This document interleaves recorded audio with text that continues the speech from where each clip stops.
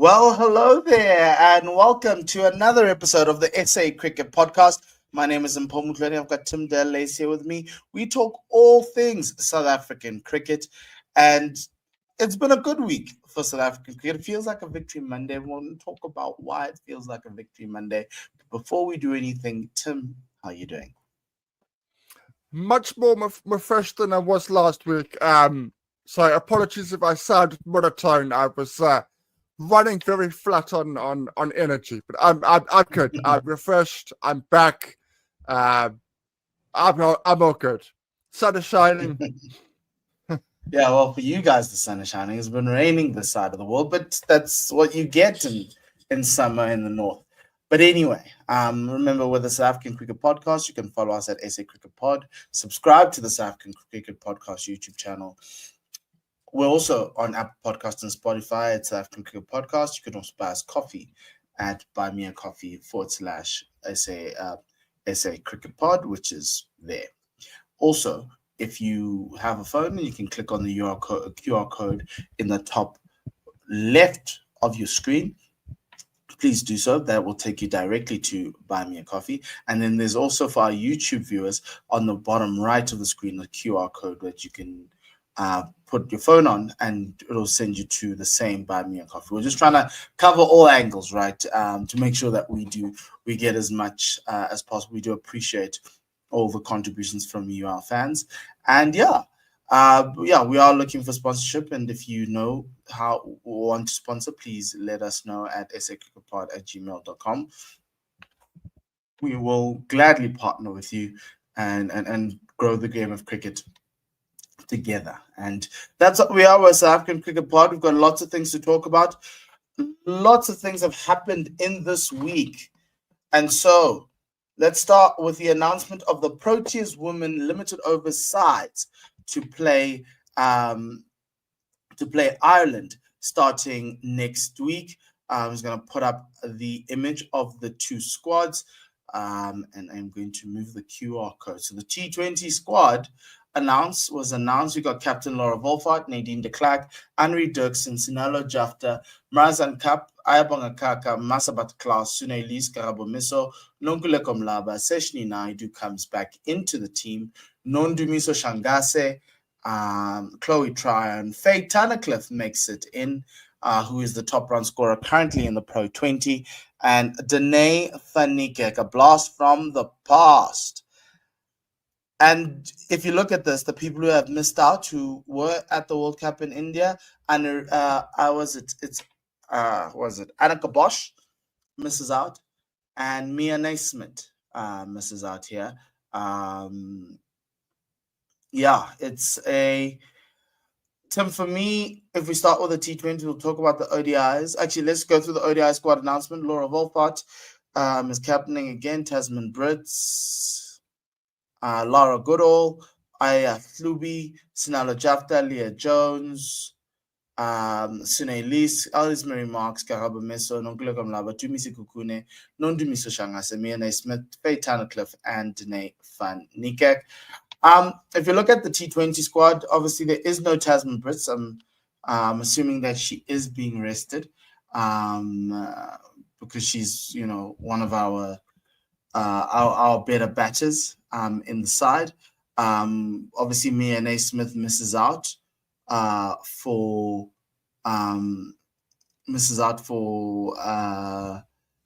this team. And then, if you look at the ODI side, Dumi's still there. Dumi's not obviously in the T20. Faye and Danae make it in. Faye is really a top batter in this format. Lara Goodall comes back. She's in good form. Leah Jones makes her debut. It's her first debut season in the ODIs. It's been very good for Western Province. Ellis Marie Marks comes back into the side, but Henri Dirksen does not make it into the... Not Henri Dirksen. Yes, Henri Dirksen does make it into the ODIs, nor does Annika Bosch. So it feels to me, Tim, like Manda's trying to see and look at different players leading up to... Obviously, we've got a T20 World Cup, so that this team looks a little bit more solidified. We just need to figure out where Tasman is. And then, obviously, on this side, on the ODI side, he's looking at different options, and really like the fact that Leah Jones is there, fast bowler from the Western Province. So when you looked at these squads, what did you think? Yeah, look, you can see the positives and the negatives. I was hoping for more new faces in the ODI squad. Obviously, T20 would be the focus, and you understand the strength of that squad. You understand but I do think that an opportunity has been missed in terms of the ODI squad. I don't think that we needed Tasman, Laura, and Sune in the ODI squad. I think at least two of those three could have been rested for this series and blood in young talent. So the ones that we keep repeating, and Alex Candler in the ODI squad, to me, in terms of instead of a Sune, would have made more sense. To try and broaden that player pool that we want to find. But generally speaking, it's both two strong squads, and I am delighted that Leah and Faye are in. That's great to see. But I just think in terms of the ODI squad, it could have been a little bit, one or two more changes would have been nice.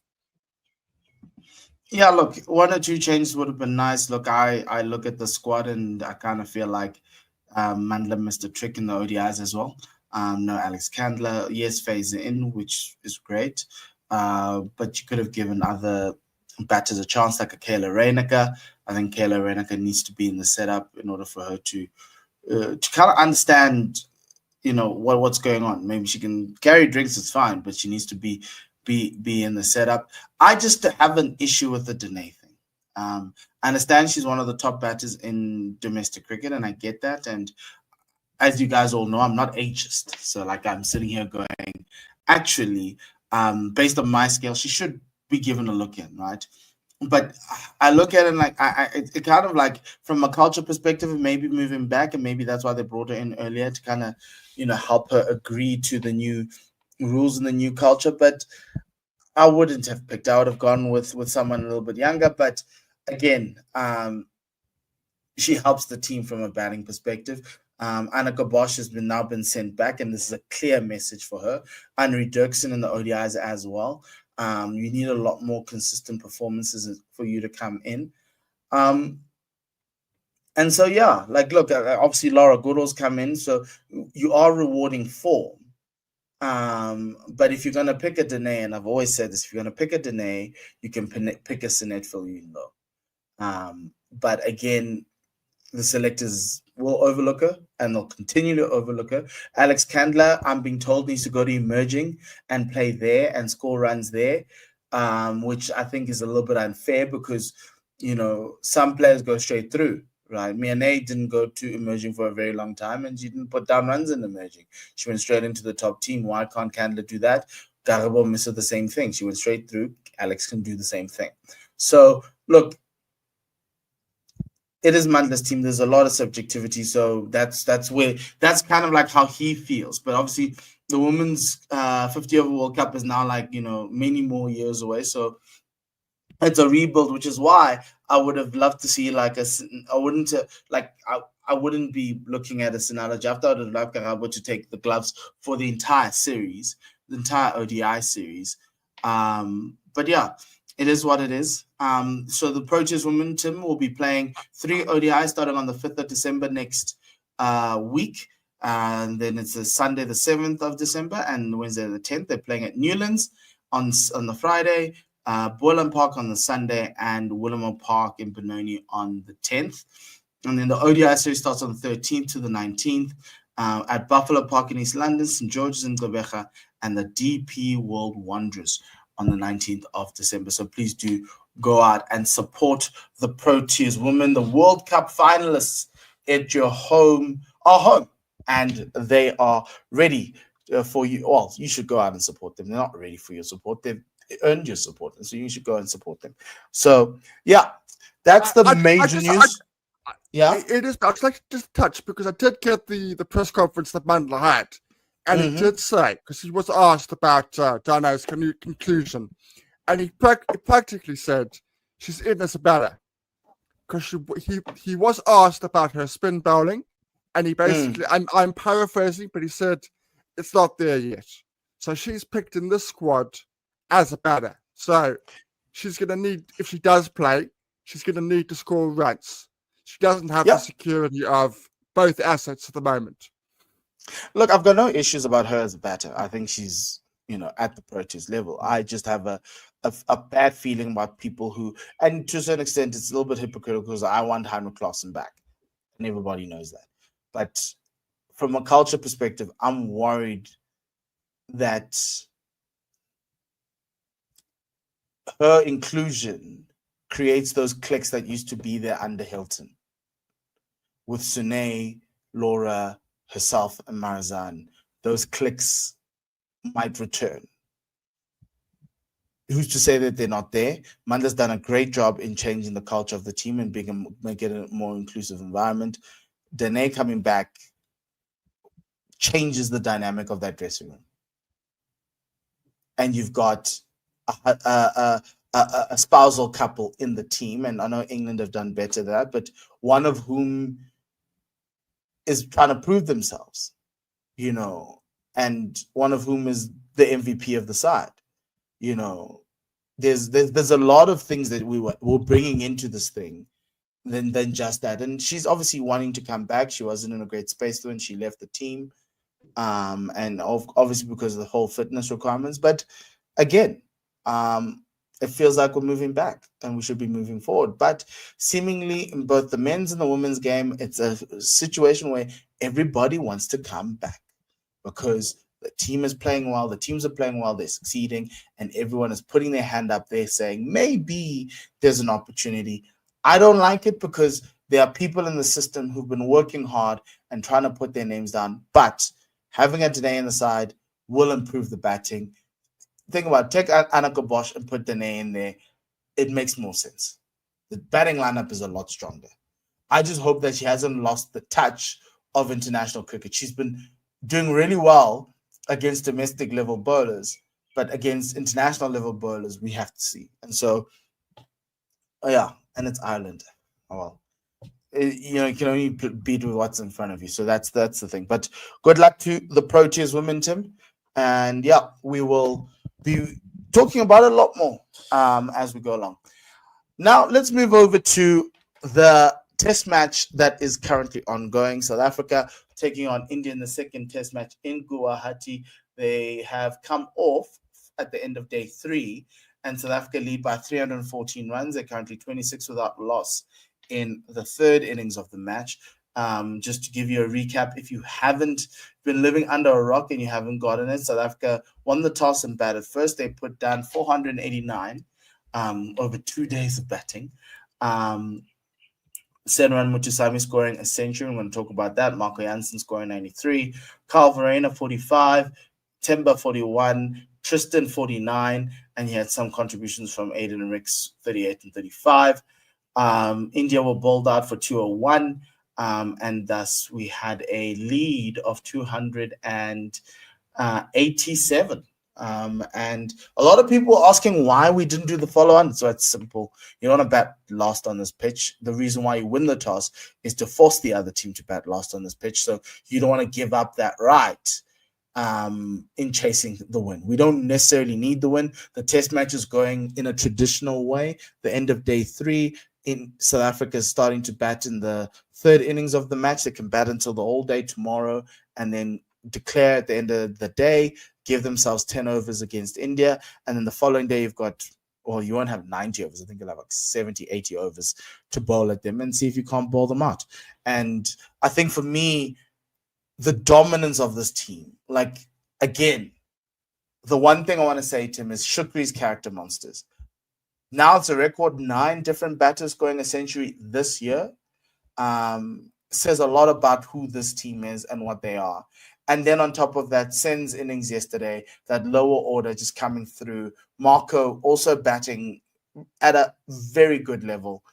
But Sen's 100 was a lesson in being patient, Tim. Sen, whenever he gets an opportunity, he applies himself with a bat. It's either a half century or an important innings. Pakistani got that 79. He got 11 wickets. He was man of the series. And again, wasn't picked in the first test, but is always ready. And in this game, Tim, he was unplayable. He was calm. He moved the ball around. And yes, there was a moment where we thought he was out, and then he wasn't because of that feather on the glove. But how great it is to have a squad, and I'm sure Shukri must be so happy, where whomever you choose, a Bosch, a Mutusami, a Harmer, they come through for you when it matters. And it's that culture that Shukri has created. That you talk about culture within the women's side, that culture that Shukri has created allows for that to happen. Allows for not the big boys to go, no, I'm bowling. I'm bowling from this end. You can bowl from that end, and good luck to you. I'm the big boy. I'm the big show here. Nobody here is the big show. Some players might have more runs or more wickets than the other person, and more test matches, but it's a team effort. Every single performance under Shukri has been a team effort. I'm delighted for Sen. I really am. Look, we were in trouble in Rawalpindi. He makes it tonight, no doubt. We were 246 for 6 here.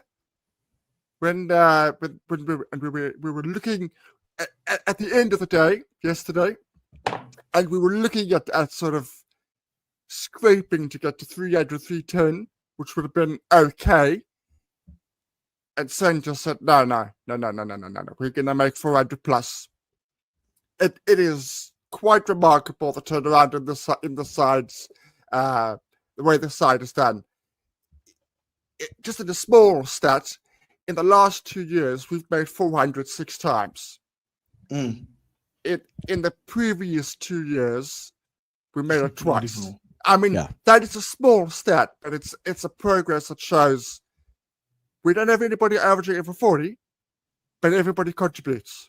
And when everybody contributes, we make good scores. We make teams suffer. And that's what this thing was.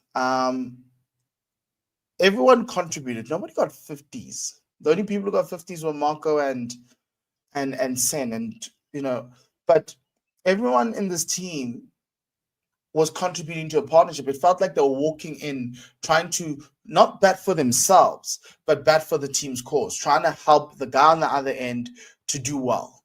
And if you look at it, right, the first partnership was an 82-run opening stand between Ricks and Aiden, right? Stubbs and Rickleton didn't work out because Rickleton went straight after Aiden. But then you had Timber and Stubbs, 84-run partnership. Stubbs and Dzozi was a little bit short because Stubbs then went. So Dzozi and Vian's a bit of a situation right now. 14, but then you had 45 Mutusami and Dzozi, 88 Mutusami and Verena, 97 Mutusami and Janssen, 31 Harmer and Janssen, 27 Marco and Kesh, and in that you have like 270 runs, just them from wicket number 6 all the way down to 10, right? And that's what you want as a cricket coach. You don't want, yes, you want individual brilliance, but you want partnerships. Partnerships create such an issue for bowling lineups and bowling attacks. And this is like, for me, it's probably one of the best batting performances I've seen. But barring all the successes this team has had over the last 2 years, that batting performance in Guwahati on that pitch with all the partnerships, and it was just like, I don't care if I get to 50, I'm just trying to advance the cause of this team. I take the baton and I move it forward. And that's what teamwork is. And so for me, when I looked at it, I was like, you know what? That's what it was. India today threw their wickets away. But again, pressure, frustration. They're trying to push the game forward. They thought that if they could get to day 4 close enough to the 489, they could be in with a chance. And all of a sudden, they threw the wickets away. But the maturity and the responsibility of this team, and here's the other thing. If you are off form and people are asking for your head or your position in the team, you're going to perform. Cal Verena, we were like, hey, dude, what's going on? Any innings of note? That 45 that he put down is just as good as a 50. Tristan Stubbs, that 49 is just as good as a 50. The next test match we play, probably Vian Mulder is going to score another 100. right? Tony DeZorzi's fighting for a spot in the side. He's scoring runs. Like, the only person I feel sorry for is David Bellingham, because he's not even here. And I think if he was here and everyone's like, oh, he can't play spin, he would have scored runs too, in that thing. It's not because the Indian bowling lineup is tough. It's a very good bowling lineup, one of the best in the world. But this team just finds a way to show character and grit at a time when it's needed. And it's the messaging, it's the culture, it's the communication. And we've had many of the Proteas on this show, on this podcast, and they speak about the clear communication, like the fact that Sen and Harmer and to a certain extent Bosch are performing whenever they get called up, tells you, and they sit on the bench the entire 2 years of the thing, tells you what Shukri is as a coach. And the only thing I ever ask of is I'm hoping that now translates to the ODI side and the T20 side, because what he's got in this test side is something nobody can replicate in the world of cricket. I look at the Ashes teams and I'm like, what is this? But I look at our team. Yes, we've got big names. Timber's a big name now. Aiden's a big name. Kagiso probably is the biggest name of them all. He's not even playing.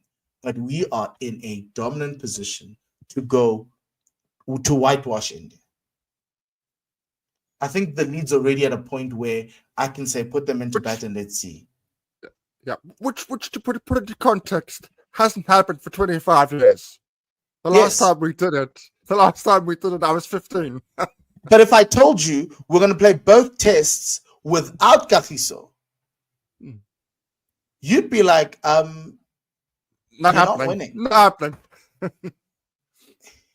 If I told you at the end of this test series that no, South Africa went to India, they didn't have Kagiso, they had one guy score 100, they had another two guys who score 50s because Temba scored a 50 in the other game, but somehow they beat India 2-0.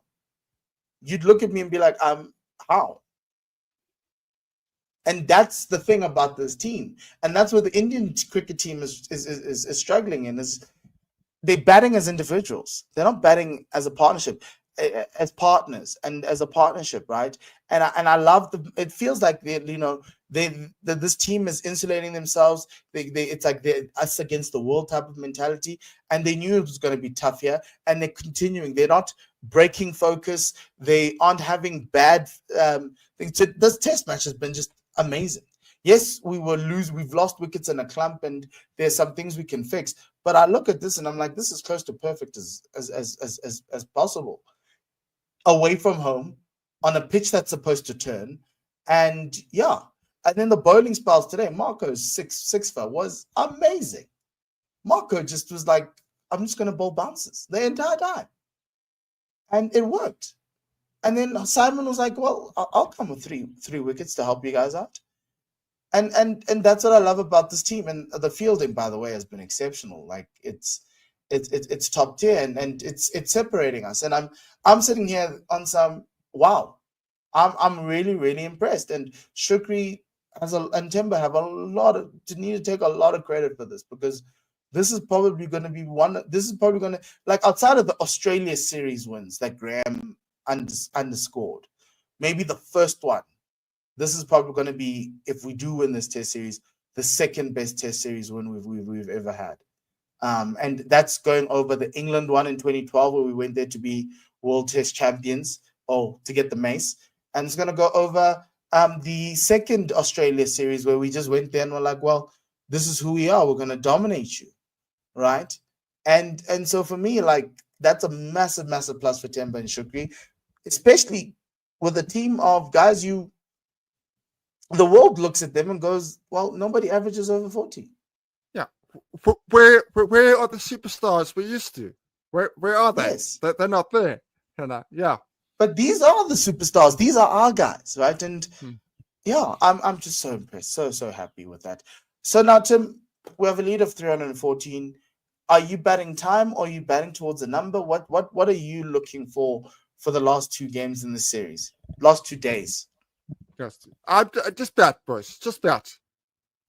Bat until day 5. Part on the runs. Just bat. No. Of course, you're gonna declare at the end of day 4. So I don't know. Tea on day 4. Well, remember, tea is first. Tease Yes. 2 hours into the day. So yeah. lunch. So half an hour after lunch. Okay. You make your declaration. Then you will have. You might have it. 45 minutes. Yeah, 45 minutes left. Well, it's the light problem, isn't it? So 45 minutes to an hour, and then 35 to bar them out. If we do, fantastic. If we don't, we still win 1-0. Thank you very much. Very happy. I don't want to give them a sniff. A sniff. That's the thing. That's the thing. What I am interested in is it's unfortunate that the Timber wasn't on the post match today, which I wanted, because I'm fascinated that there was a discussion about the enforcing the follow-on. I'm fascinated that there was a discussion about that, because I would have thought 7 down, you've had that discussion. 7 down India, 8 down, we've had a discussion, we've debated it, this is what we're doing. The fact that he asked the players, they weren't sure, goes off the field, goes to Shukri and asks his opinion. Now, I'm not criticizing it, I'm just fascinated by it. I'm very interested because I like enforcing the follow-on, but batting last on this pitch, even if you're chasing 100, no thanks. No, thank you very much. Look, I think for me, it's also a sign of the leadership, right? It's not a unilateral decision being made by the captain. He asked the players, and because South Africa's far ahead in the game, right? If you need to chase 100 on this pitch, you should be able to get it, even if it's a day 5, right? If India somehow get to like 400 in the next 2 days, but yeah, look, I think you gotta. Yes, they should have discussed it at lunch, but I don't know what they were discussing at lunch, because I think India was 7 down at lunch, right? But yeah, it is fascinating. But look, you got to weigh up all your options. You've got options, right? So you got to weigh them up. You put India in a hole. Chances are they're gonna get past the 201, but they're not gonna get to. Might even get to 312, but they're not gonna get to 400. You don't know that, right? And so, yeah, you just don't want. I'm more of a fan of don't give them a chance, right, to get back into this game. And I think maybe that was the discussion. And Timber wasn't sure. Timber looks, he's like 284. I'm like, maybe we can. Like, what, But yeah, look, I'm happy with that. And I like this test match because it's going in the format of test matches we've always known, right? At the end of day 4, you declare and you're like, these are the amount of overs I think I can bowl them out for. And then you go. And you go on to try and win the game. So, the only disappointing factor in this game is Vian Mulder. With the ball, there's no swing, there's nothing. And with the bat, just couldn't do much. So, obviously, selection-wise, in hindsight, is a perfect science. Corbin Bosch could have been dangerous on this wicket with all with the bounce that it has. But yeah, look, it's an opportunity for Vian in this next innings to put down some runs. And yeah, it is what it is. But yeah, good luck to the boys. Please do clean it up. And we will have a Thursday podcast where we review this test match and this test series, and then preview the ODI series, which will be starting quite soon as well. So now, that moves us to our third topic of the day, which is the domestic recap. We had a CSA T20 knockout final that happened, and it's not going to be in the scorecards. But let's go through some of the domestic.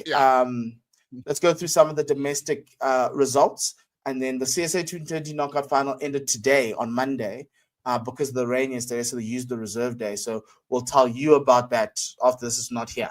But we've had the Lions went to Newlands on Friday. They beat Western Province by 18 runs. Reza Hendrick scoring 68. Connor Estes in 47. Daniel Smith 103. Jeez, Tim, he was on a tear. And yeah, but Western Province lost by 18 runs. So the Lions got their first win of the series of the tournament. Right, it's not looking good there in this format. But yeah, from a wickets perspective, Evan Jones 2 for 34. He's been playing well for the Lions this season. And then the next game was the Titans against the Dolphins. The Titans hosted the Dolphins in Centurion, and the Dolphins won by 7 wickets, stuck with Lewis Style. Titans scored 248. The SAA crew came back and decided to destroy. And I'm sure the Titans are mad because Luandre scored 55 of 36. Rivaldo Munsami, fresh off of SAA success, 82 of 49. Heinrich Clausen, 68 of 24. Remember him? He gave conditions as to why how he could come back to the Proteas. That's an interesting one there for Tim to discuss. They scored 248 at Centurion. The Dolphins bowling lineup, which is nullified. But yeah, the guys going at economy. No one had an economy rate below 10 for the Dolphins in that game. A rain reduced 7 over game. Gave the Dolphins an opportunity, and Jason Smith, 68 of 19, a strike rate of 357, 9 sixes and 2 fours, won them the game. Bryce Parsons, 19 of 15, Kazonda, 12 of 5, and Jason Smith, 68 of 19. What a game that was, Tim. Insane game. We'll talk about it once we're done.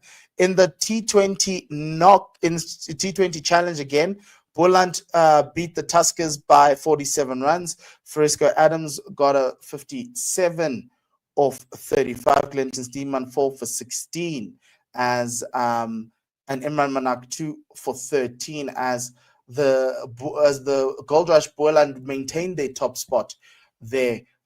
With a win in Pietermaritzburg. From a bowling perspective, 4 wickets for Clinton Steenman, 2 for Imran Manak, 2 for Keith Dudgeon. Sean Gilson scoring 44 of 44. That effectively put the Tuskers in bottom spot on the table. And then the final game of the round of the regular season for the CSA T20 Challenge. The Lions took on the Dolphins in Durban. Rassie van der Dussen and Reza Hendricks making statements for Shukri.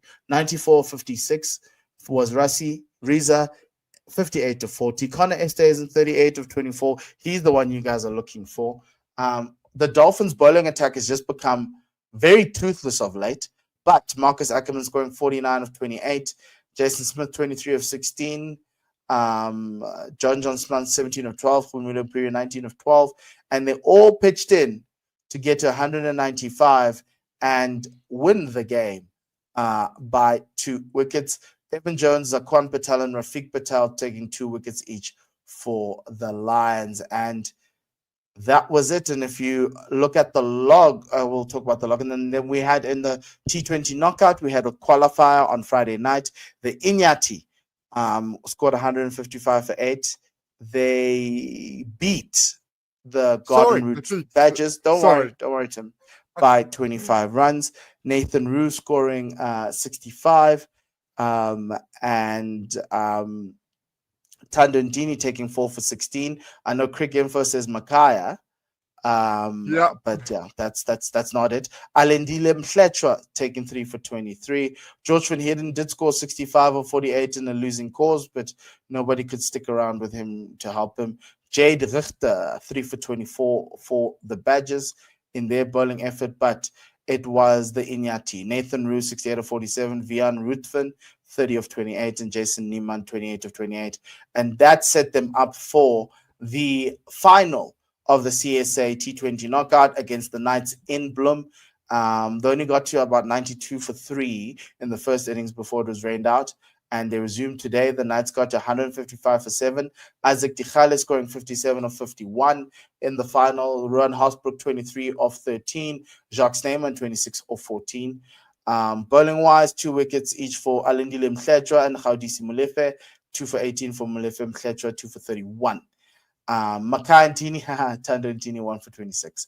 On the Border side, Border managing to only get to 144 of 6, obviously losing by 11 runs.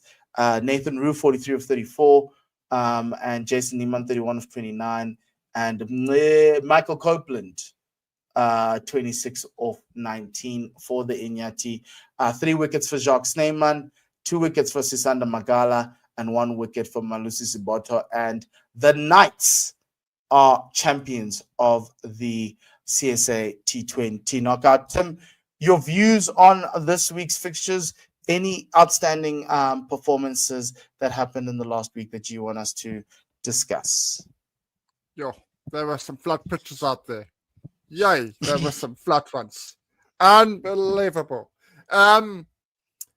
It really was a run fest. I'm not going to pick Jason Smith because I do actually think the bowling of the Titans was very, very poor. You still got to do the business. You still got to put the ball in the crowd. But my goodness me, I don't think the Titans should have lost that game. The way that they bowled those last 5-6 overs really, really proved costly because Dolphins were something like, I don't know, 50 for 3. They'd lost 3 wickets for pretty much nothing. You'd have to look at, I'm going to have to say Russie, because Russie is outside of the Proteas at the moment. He's got this hybrid contract. He's not in the setup. He's not getting picked for the T20 squads by Shukri. I'm not saying he's going to get in. I think we've got enough cover in that department, which in effect Shukri has said that is why Luanda isn't in at the moment, is that he's got enough cover in. We've got too many opening batters. We don't have middle order batters, which is why for me that knock of Jason Smith was a little bit more of an eye-opener, because I was like, I didn't know you had this in you. Jason Smith is like a Corbin Bosch, hasn't lit it up ever since he was in domestic cricket, ever since he started. Did get a Proteas call up here and there, didn't play. I think he played 1 game, but it was rained out. But again, I'm like, that innings from the Dolphins, actually the last 2 innings, yes, he batted at 3, but I think he can bat lower down the order. It's something to look at, especially with the context of that Titans game where effectively they had 7 overs. Yeah, you are right. You're right. I just think that surface was just made. Anything on the length had to go. You couldn't bowl a length on that surface because, and that's what happened. The Titans bowled on a length and everything. Jason Smith just everything went all around the wicket. Look, I'd love to, you know me, I'd love to see Jason in the squad. I'd love to get him proper game time against quality opposition. It to me, it's a strange one because as much as I've been talking about him, my talk was always white clothing. That's where I saw him at. I saw him as a white clothing guy, maybe as an old-fashioned, a one-day cricketer that can build an innings, that kind of a... I did not see this either. I did not see 140 strike rate plus. That's not the Jason that I saw. And that's a huge credit to Quinton Friend and company over at the Dolphins to change him, to find another gear in his game, to show that if he wants to play for South Africa, the spots that are available are actually in that T20 setup. And you're right, the spots that are available, particularly with Klaassen's retirement, are available that are in that 4, 5, and 6 position. That's where he could definitely be going in. Look, and with SS20 starting in less than a month, I think the MI Cape Town have something there with him. And let's see if he'll play a lower down the order, because I think MI Cape Town always have openers just like the Proteas. There's too many players. So yeah, no, look, good week for domestic cricket, and now obviously we're in the playoffs for the CSA T20 Challenge, and we're going to talk about that. But that means all the logs have been solidified and everything else. Let's look at the knockout log. That's Division 2. The Knights sit at the top with 20 points. The Inyati with 19. The Badgers 14. Mpumalanga in 4th with 12. Easterns, Limpopo, and Northern Cape are closing it out. That means the promotion log looks just like this, but we've now adjusted it for the points that you get. The Knights get 15 points for the win, for being top of the log. The Inyati get 10 for coming in second. And obviously, they'll add on the one-day cup points as well to here, as well as the 4-day competition. And then out of 45 points, essentially, everyone's going to have their collection of points. The Badgers are sitting in third with 7, and Mpumalanga in fourth with 5. Easterns take 3 points, Limpopo take 1, and the Northern Cape Heat take 0 points. They were always in the discussion, but I think they've gone the other way around. Tim, any comments on this? I know the disappointing factor is the Northern Cape Heat, but this is never their format. Yeah, I think it's going to take a while for them. It's going to take a while to find their rhythm. They lost a lot of players. Other teams have sort of fared better, having lost a lot of players. But I think it's going to take a while for them to find their feet again. It's pretty much as we expected. The only thing is, I would have maybe had because the Badgers started the competition second instead of third. But I mean, the top 3 is what the top 3 that I expected. Yeah. So yeah.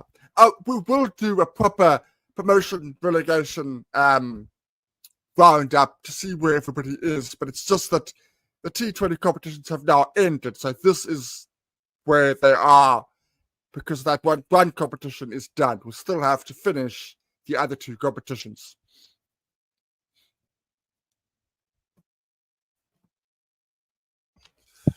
Yeah, this is now where we are in December before everyone goes on December break. This is obviously one of the last competitions that we have. Let's look at the CSA T20 challenge log before the playoffs.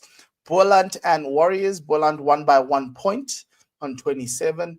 The Warriors got 26 points. The Dolphins in third on 22. The Western Province 18 in fourth. The Dragons fifth with 10 points. Titans sixth with 10 points. Lions with 6 points in seventh.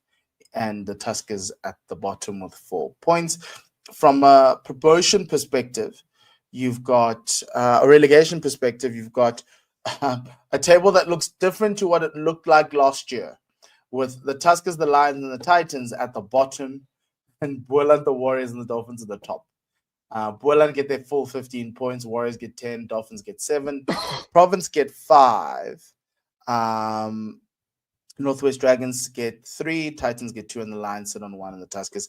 Tim, obviously, as you say, as the other competitions come through, this will adjust and all of that, but it's not looking good for the Tuskers right now from a relegation perspective. Obviously, you can't expect the Lions and the Titans to be here. With the 4-day series coming through, they will probably move up the slog and get more points, and the 1-day cup as well. I think they'll be able to. So obviously, depending on if the Proteas are available or not. But yeah, so that's where it is. But great showing for Boland and the Warriors and the Dolphins to get. For Boland, this is important. This effectively, cancels out relegation for the season. They can actually plan for next season now with those 15 points. It gives them that opportunity. But for the Dragons, the Tuskers, and potentially Western Province, you still got squeaky bum time, knowing that those 2 of the Titans and Lions will eventually surpass you. So yeah, but that's what it looks like now. It's still early times in the season. We just wanted you to have a look.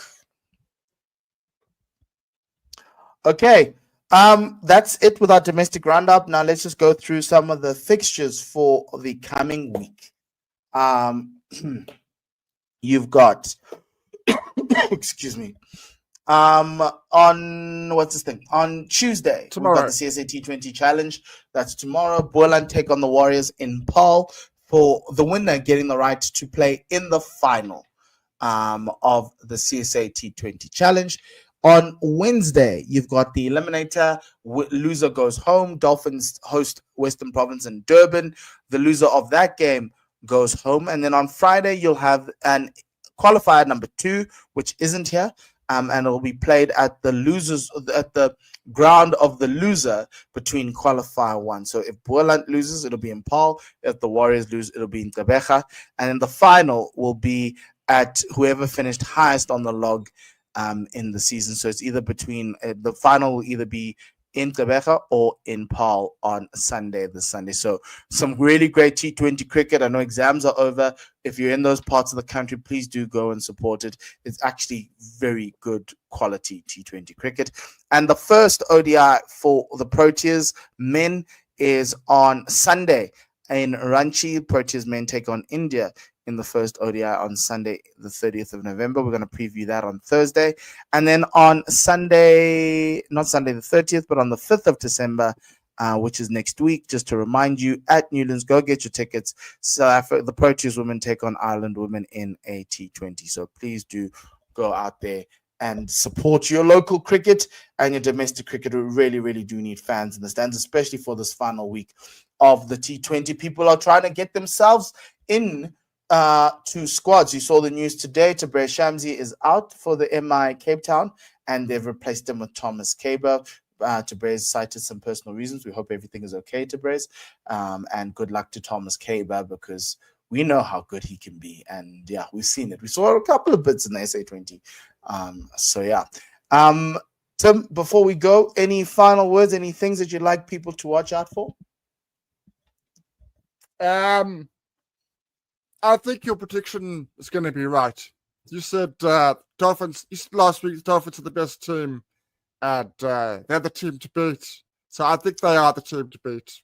I think that but their bowling just keeps on falling off a cliff. Well, look, they've been bowling on complete and utter flat tracks. Honestly, they've been bowling on tracks that are just as dead as a dodo. So I'm going to give them some leeway. I thought pace was pace. I looked here, Ethan cricket. Bosch, Tristan Lees.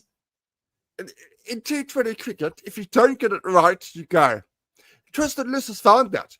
Tristan Lees doesn't find the right links in T20 cricket, and when he doesn't, he goes, and he goes for plenty. He's going to find some skills. That's the one format you're going to find some skills. So against Western Province on Wednesday, you are giving the Dolphins the opportunity, and you're saying your boys from Cape Town can't do it. I'm pleasantly surprised of how well Western Province have done in this competition, and we found young talent. Vic Daniels, Joshua Brett, good youngsters coming through the system, which is great to see. Dube. So I'm done, and I'm happy with the progress. Effectively, a semi-final, if you like, to me is progress. We can definitely win, definitely. Can we win at Durban? I think it's going to be difficult. I think home surface with John Sputz and Bryce Parsons bowling, I think it's going to be a challenge. I think it's going to be difficult, not impossible. No, Dolphins are favourites for me. I'd love us to win, but Dolphins are slight favourites for me at this home surface, and they know how to win this competition. Okay, no, I can't fight that. The man from Western Province doesn't believe he can do this.